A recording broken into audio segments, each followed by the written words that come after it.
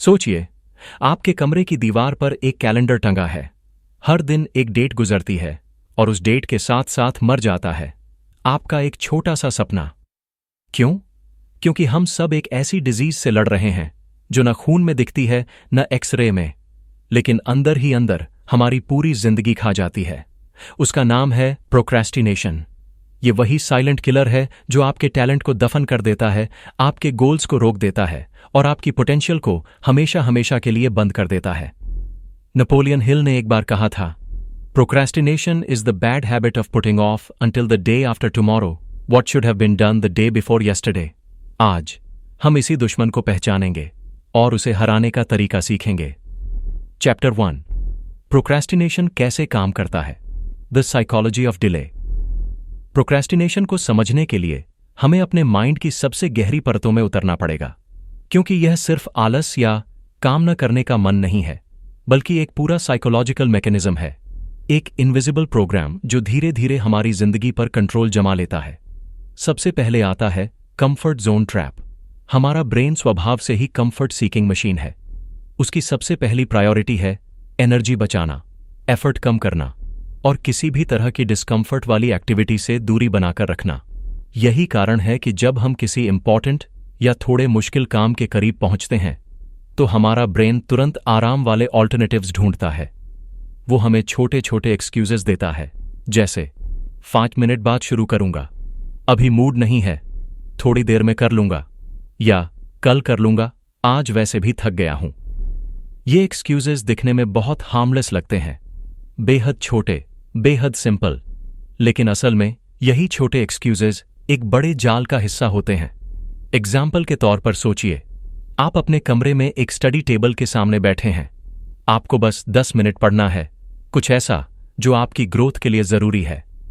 लेकिन उसी समय फोन नोटिफिकेशंस आपके ब्रेन को एक आसान विकल्प दे देती हैं, एक ऐसा ऑप्शन जो कम एफर्ट मांगता है लेकिन तुरंत डोपामीन देता है। आपके ब्रेन के लिए यह रास्ता कहीं ज्यादा आसान और रिवॉर्ड गिविंग लगता है और वो बिना किसी रेजिस्टेंस के उसी डायरेक्शन में ड्रिफ्ट हो जाता है। आपकी आंखें किताब से हटकर स्क्रीन पर चली जाती हैं। आप कहते हैं बस थोड़ा सा, और देखते ही देखते 10 मिनट 1 आवर में बदल जाते हैं।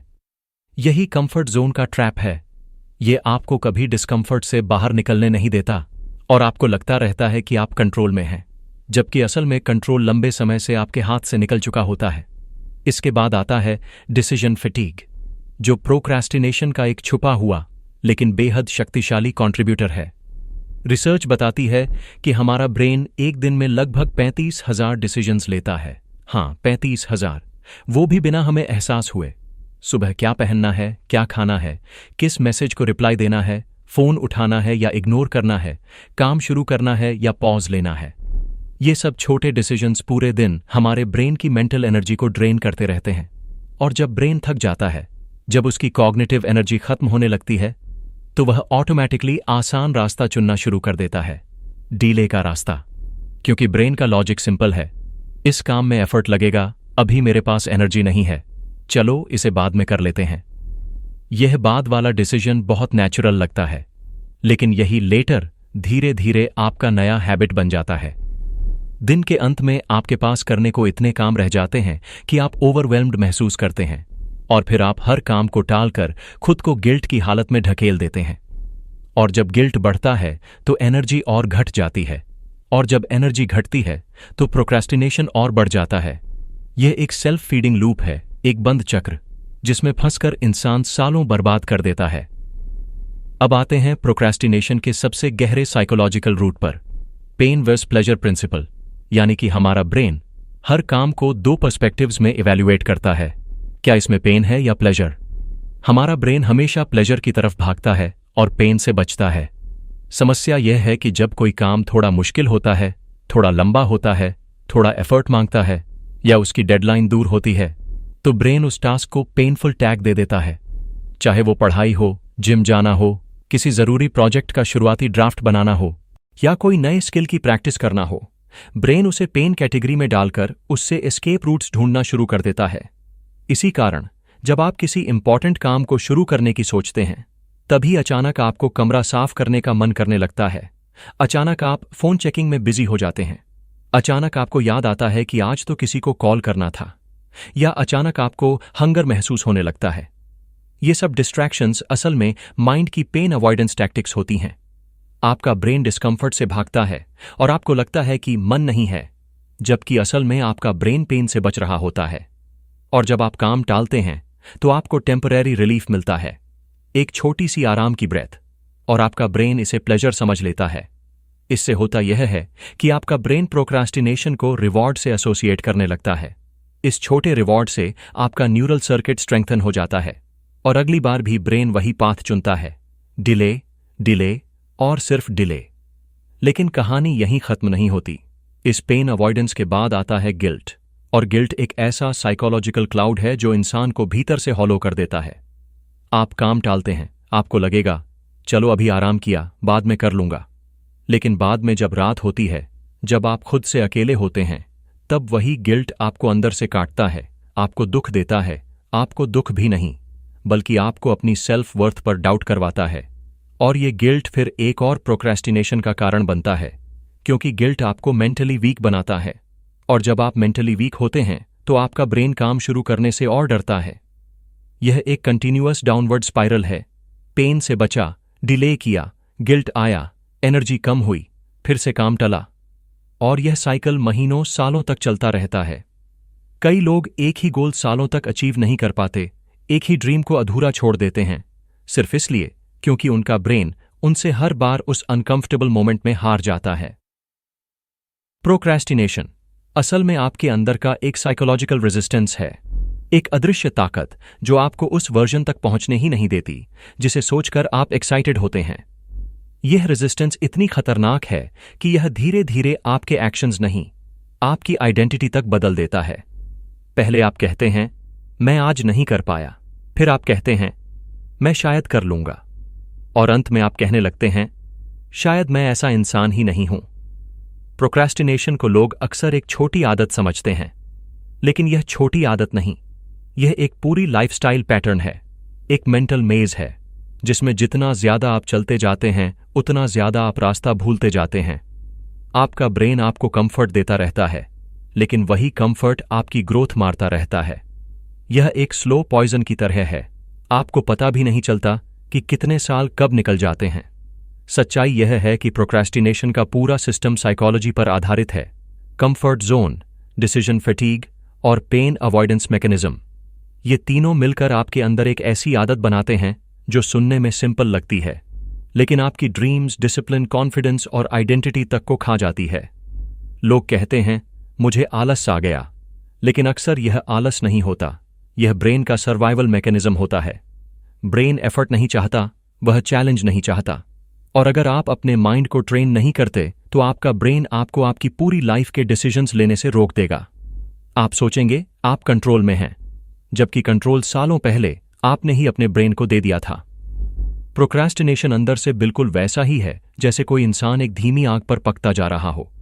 उसे दर्द महसूस नहीं होता, लेकिन वह धीरे धीरे जलता रहता है, और जब उसे सब समझ आता है तब तक जिंदगी का आधा हिस्सा गुजर चुका होता है। और यही वजह है कि इसे समझना, पहचानना और तोड़ना इतना जरूरी है।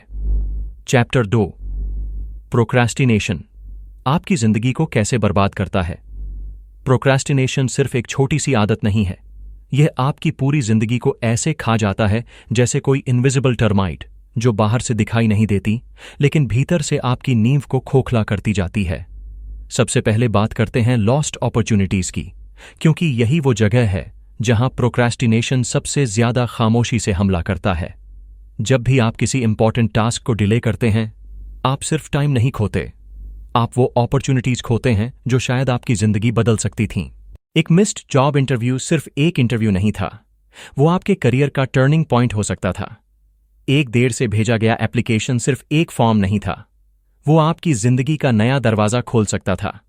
एक अधूरा स्किल सिर्फ एक स्किल नहीं था, वो आपकी अर्निंग, आपकी पहचान, आपकी ग्रोथ का फाउंडेशन था। लेकिन हम समझते नहीं हैं कि कभी कभी एक छोटा डिले, एक छोटी हेजिटेशन हमें सालों पीछे धकेल सकती है। दुनिया तेजी से आगे बढ़ रही है, हर जगह कंपटीशन है, और अपॉर्चुनिटीज हमेशा इंतजार नहीं करती। लेकिन प्रोक्रेस्टिनेशन आपको हमेशा कन्विंसिंगली यही कहकर पटाता रहता है कि अभी टाइम है, कल कर लेंगे, थोड़ी देर और इसी थोड़ी देर में दुनिया आपके बिना आगे निकल जाती है। सबसे दुखद बात यह है कि अपॉर्चुनिटीज अक्सर वापस नहीं आती। एक स्कॉलरशिप, एक इंटर्नशिप, एक ऑडिशन, एक स्टार्टअप आइडिया, इन सबका एक समय होता है, एक परफेक्ट मोमेंट, और जब आप उसे टालते हैं तो वो पल हमेशा के लिए खो जाता है। जिंदगी में कई लोगों की सबसे बड़ी रिग्रेट यही होती है कि काश मैंने उस समय एक्शन लिया होता। लेकिन जब तक उन्हें ये रिग्रेट समझ आता है तब तक बहुत देर हो चुकी होती है। अब आते हैं प्रोक्रेस्टिनेशन के दूसरे और सबसे खतरनाक नुकसान पर, मेंटल हेल्थ डैमेज। लोग सोचते हैं डिले करने से माइंड को आराम मिलता है, लेकिन यह सच नहीं है। प्रोक्रेस्टिनेशन शॉर्ट टर्म रिलीफ देता है, लेकिन लॉन्ग टर्म सफरिंग देता है। जब आप रिपीटेडली कोई काम डिले करते हैं, आपका माइंड कॉन्स्टेंटली पीछे से डिस्कम्फर्ट फील करता रहता है। आपको लगता है कि आप रिलैक्स कर रहे हैं, लेकिन कहीं ना कहीं आपका सबकॉन्शियस माइंड आपको बार बार ये रिमाइंड करता है कि कुछ इंपॉर्टेंट बाकी है, कुछ अधूरा है, और यह अधूरापन स्ट्रेस पैदा करता है। थोड़ी देर बाद यह स्ट्रेस एंग्जाइटी में बदल जाता है। एंग्जाइटी आपको रेस्टलेस बनाती है, आपकी नींद खराब करती है, आपकी ब्रीदिंग पैटर्न्स डिस्टर्ब करती है। आप नाइट में बेड पर लेटे हुए भी काम को याद करके डरने लगते हैं और सोचते हैं कि काश दिन में ही फिनिश कर लिया होता। लेकिन आप फिनिश नहीं करते, क्योंकि आपका ब्रेन फिर वही कंफर्ट वाला पाथ चुनता है और आप अगले दिन भी वही साइकिल दोहराते हैं। यही रिपेटिटिव साइकिल ओवरथिंकिंग पैदा करती है। आप सोचना शुरू कर देते हैं कि आप क्यों काम नहीं कर पा रहे, आप में क्या कमी है, और फिर आप अपने आप पर डाउट करना शुरू कर देते हैं। एग्जाम्पल इतना कॉमन है कि लगभग हर इंसान इससे गुजरता है। रात को लोग खुद से वादा करते हैं कि बस कल से बदल जाऊंगा, कल से सब ठीक कर दूंगा, कल से कोई डिले नहीं। लेकिन सुबह उठते ही वही पुरानी आदतें, वही डिस्ट्रैक्शंस, वही एक्सक्यूजेज उनको कैप्चर कर लेते हैं। ये टूटे हुए वादे धीरे धीरे आपकी सेल्फ ट्रस्ट को मिटा देते हैं, और जब इंसान खुद पर भरोसा खो देता है तो इनसाइड से टूटना शुरू कर देता है। ऐसा इंसान बाहर से नॉर्मल दिखता है, उसके चेहरे पर मुस्कान होती है, लेकिन अंदर उसकी मेंटल स्ट्रक्चर क्रम्बल होती जा रही होती है। यही कांस्टेंट गिल्ट और फेलियर की फीलिंग इवेंचुअली डिप्रेशन तक ले जा सकती है। डिप्रेशन का सबसे खतरनाक एस्पेक्ट यह है कि यह आपको अपनी वर्थ पर डाउट करा देता है। आप सोचने लगते हैं कि आप कैपेबल नहीं हैं, डिसिप्लिन्ड नहीं हैं, स्मार्ट नहीं हैं, लेकिन सच ये है कि आप कैपेबल थे। बस प्रोक्रेस्टिनेशन ने आपकी कैपेबिलिटी को धीरे धीरे दबा दिया। लेकिन प्रोक्रेस्टिनेशन का सबसे बड़ा, सबसे दर्दनाक और सबसे इरिवर्सिबल नुकसान यह है कि यह ड्रीम्स को क्रश कर देता है। ड्रीम्स एक खास चीज होती है। दे आर इमोशनल, फ्रैजाइल और समय सेंसिटिव। नेपोलियन हिल ने एक लाइन कही थी जो इस चैप्टर की सबसे गहरी सच्चाई है। A goal is a dream with a deadline. मतलब अगर ड्रीम को एक्शन, डिसिप्लिन और अर्जेंसी न मिले तो वो सिर्फ एक इमेजिनेशन बनकर रह जाता है, एक ऐसा फैंटेसी जो कभी रियलिटी नहीं बन पाती। प्रोक्रेस्टिनेशन वही डेडलाइन मार देता है। जैसे जैसे आप काम डिले करते हैं, आपके ड्रीम्स डल होते जाते हैं। पहले आप एक्साइटेड होते हैं, मोटिवेटेड होते हैं, लेकिन जैसे जैसे आप एक्शन लेना पोस्टपोन करते जाते हैं, ड्रीम की चमक मुरझाने लगती है। आप इतना डिले कर देते हैं कि आपको खुद ही यकीन नहीं रहता कि आप इस ड्रीम को हासिल कर पाएंगे। आपके अंदर वो एनर्जी, वो पैशन, वो स्पार्क जो शुरुआत में था, धीरे धीरे खत्म हो जाता है। यह बिल्कुल वैसे है जैसे एक फूल को पानी न मिले। वो तुरंत नहीं मुरझाता, लेकिन धीरे धीरे उसकी जिंदगी सूखती जाती है। प्रोक्रेस्टिनेशन आपके ड्रीम्स की जड़ों को इसी तरह सुखाता है। और सबसे ज्यादा दर्द इस बात का होता है कि ये सब हमारी ओन हैबिट्स की वजह से होता है। हम खुद ही अपने ड्रीम्स को मारते हैं, अपने ही हाथों से। प्रोक्रेस्टिनेशन एक ऐसा पॉइजन है जो किल नहीं करता, स्लोली वीकन करता है, और फिर एक दिन आपको एहसास होता है कि आपका सपना अब आपके अंदर नहीं बचा।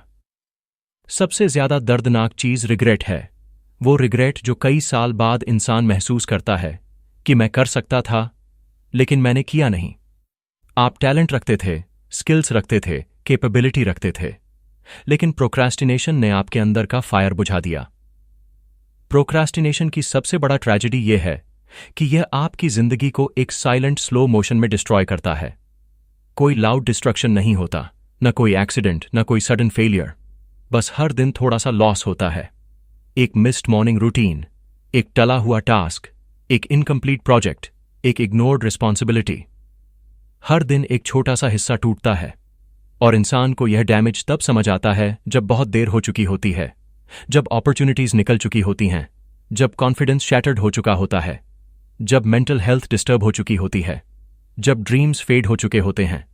यह एक इनविजिबल किलर है, धीरे धीरे आपको खामोशी से मारता है। और सबसे पेनफुल ट्रूथ यह है कि किसी और ने आपकी जिंदगी बर्बाद नहीं की, आपकी ओन डिले ने किया। प्रोक्रेस्टिनेशन सिर्फ समय नहीं चुराता, ये आपकी पोटेंशियल चुराता है, आपकी आइडेंटिटी चुराता है और अंत में आपकी पूरी फ्यूचर चुरा लेता है। और अगर कोई इंसान इस डैमेज को समय पर समझ ले तो वो अपनी जिंदगी बचा सकता है। लेकिन अगर वह इसे हल्के में लेता रहा तो एक दिन वो खिड़की से बाहर देखेगा और सोचेगा, काश मैंने शुरू में ही खुद को संभाल लिया होता। चैप्टर 3, प्रोक्रेस्टिनेशन को कैसे हराएं। Napoleon Hill inspired.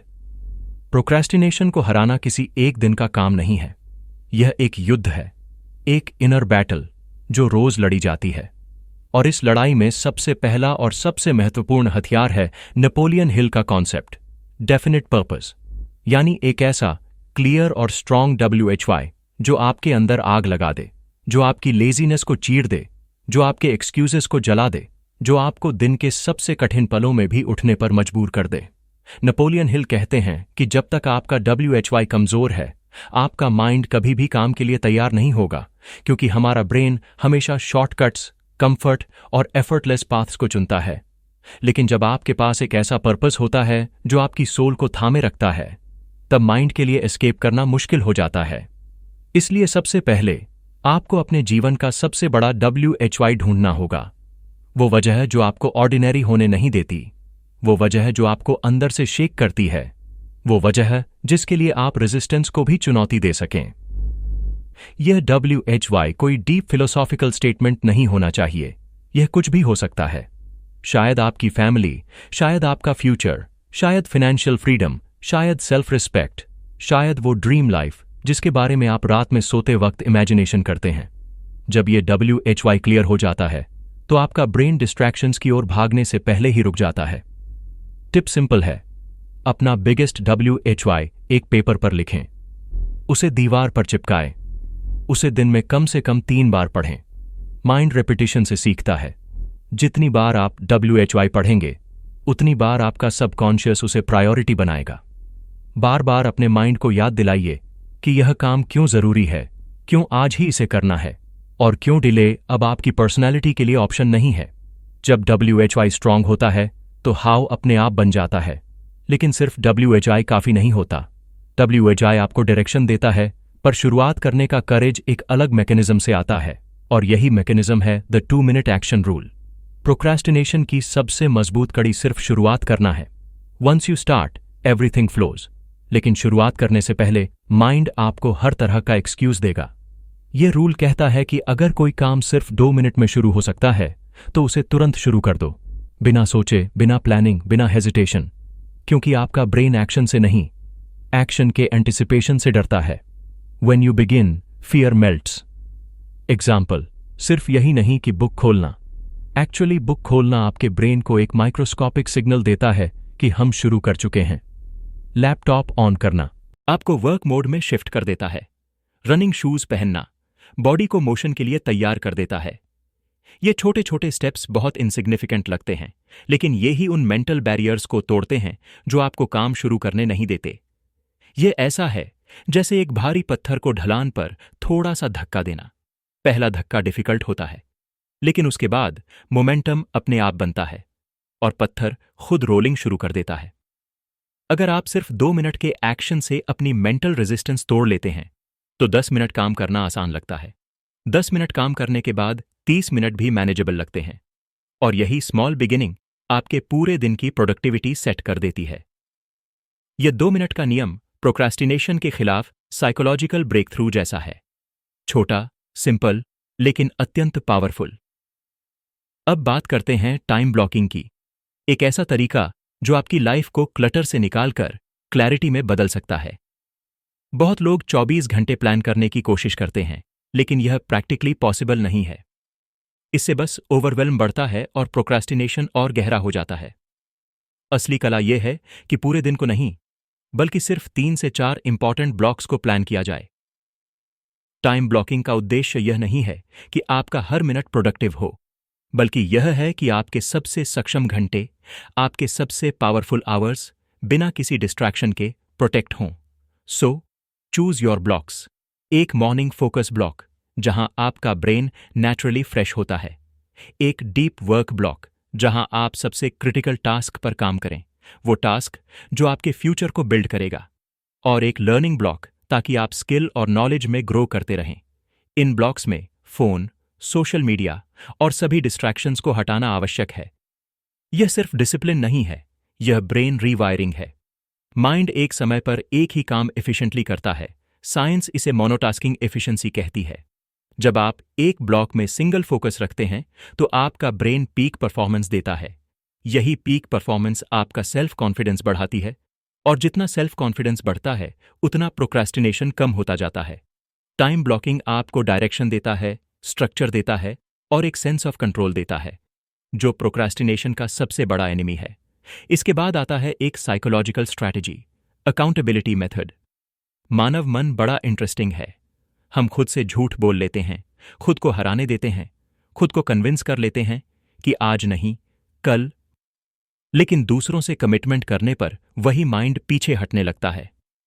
जब आप अपना गोल किसी दोस्त, फैमिली मेंबर या ऑनलाइन कम्युनिटी के साथ पब्लिकली शेयर करते हैं, तो आपका ब्रेन एस्केप नहीं कर पाता, क्योंकि अब आपकी आइडेंटिटी, आपका रेप्यूटेशन और आपकी कमिटमेंट आपके कंट्रोल से बाहर जाकर दूसरे के नजर में आ गई है। अकाउंटेबिलिटी एक इनविजिबल प्रेशर बनाती है, एक हेल्थी प्रेशर, जो आपको एक्शन लेने पर मजबूर करता है। रिसर्च कहती है कि जिन लोगों के पास अकाउंटेबिलिटी पार्टनर्स होते हैं, उनका गोल कंप्लीशन रेट उन लोगों से कई गुना ज्यादा होता है जो अकेले काम करते हैं। यह ऐसा है जैसे किसी रेस में रनिंग करते वक्त आपके साथ कोई और भी दौड़ रहा हो। हर कदम पर आपको पुश मिलता है। You perform better because you don't want to disappoint someone else, and specially yourself. यह मेथड सिंपल है, लेकिन बेहद प्रभावशाली, क्योंकि यह आपके प्रोक्रेस्टिनेशन को डायरेक्टली चैलेंज करता है। और अंत में आता है सबसे अंडर एस्टिमेटेड लेकिन सबसे पावरफुल टेक्निक, रिवॉर्ड सिस्टम। हमारे ब्रेन की सबसे फंडामेंटल वायरिंग डोपामीन पर आधारित है। डोपामीन ही वो केमिकल है जो मोटिवेशन पैदा करता है, एक्शन ट्रिगर करता है और रेपिटेशन बिल्ड करता है। जब आप किसी टफ टास्क को पूरा करते हैं और खुद को रिवॉर्ड देते हैं, चाहे वह 10 मिनट का म्यूजिक हो, एक छोटा स्नैक हो, 15 मिनट की रेस्ट हो, आपका ब्रेन काम को प्लेजर से एसोसिएट करना शुरू कर देता है। यह एसोसिएशन ही एक न्यू हैबिट बनाती है। आप सोचना शुरू करते हैं कि काम पूरा करूंगा तो मुझे रिवॉर्ड मिलेगा। और यह छोटी सी सोच एक पावरफुल न्यूरल पाथवे बनाती है। प्रोक्रेस्टिनेशन टास्क को पेन से जोड़ता है, लेकिन रिवॉर्ड सिस्टम टास्क को प्लेजर से जोड़ देता है।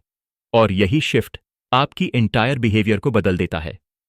आपका ब्रेन अब काम से भागेगा नहीं, क्योंकि उसे काम में ही रिवॉर्ड दिखेगा। यह माइंड ट्रेनिंग है। आप अपने ब्रेन को नया फॉर्मूला सिखाते हैं, एक्शन इक्वल्स रिवॉर्ड। और जब ब्रेन इस फॉर्मूला को अपनाता है, तो प्रोक्रेस्टिनेशन अपने आप कम होता जाता है। इन सभी स्ट्रैटेजीज, डेफिनेट पर्पस, 2 मिनट का action rule, time blocking, accountability method, reward system, ये कोई टेम्पररी मोटिवेशन नहीं है। ये वो टूल्स हैं जो आपके न्यूरल पैटर्न्स को रिवायर करते हैं। ये आपकी साइकोलॉजी को बदलते हैं। ये माइंड को कंफर्ट से निकालकर कमिटमेंट में लाते हैं। प्रोक्रेस्टिनेशन को हराना कोई मैजिक नहीं है। यह एक प्रोसेस है, एक ट्रांसफॉर्मेशन है। और ट्रांसफॉर्मेशन हमेशा भीतर से शुरू होता है। अगर आप सच में बदलना चाहते हैं, तो आपको अपने ब्रेन के साथ वॉर करनी होगी। और यह वॉर कंसिस्टेंसी से जीतनी होती है। आज का छोटा सा स्टेप कल का बड़ा डिफरेंस बन सकता है। हर नया एक्शन, हर नई शुरुआत, हर छोटा पुश आपको उस वर्जन के करीब ले जाता है जो आपके अंदर कहीं छिपा है। वो वर्जन जो डिसिप्लिन्ड है, फोकस्ड है, अनस्टॉपेबल है। नेपोलियन हिल कहते थे, you are the master of your destiny. You can influence, direct and control your own environment. Procrastination को हराकर आप सिर्फ एक हैबिट नहीं बदलते, आप अपना पूरा फ्यूचर बदलते हैं। आपका पर्पस, आपका डिसिप्लिन और आपकी एक्शन टेकिंग एबिलिटी ही आपकी डेस्टिनी का ब्लूप्रिंट है। और अगर आप आज एक्शन लेते हैं अभी, तो आपकी जिंदगी एक नई दिशा पकड़ सकती है। The power is already in you, बस आपको उसे एक्टिवेट करना है। कभी कभी जिंदगी हमें बड़े सपने तो दे देती है, लेकिन उन सपनों तक पहुंचने का रास्ता हम खुद ही प्रोक्रास्टिनेशन की धुंध में खो देते हैं।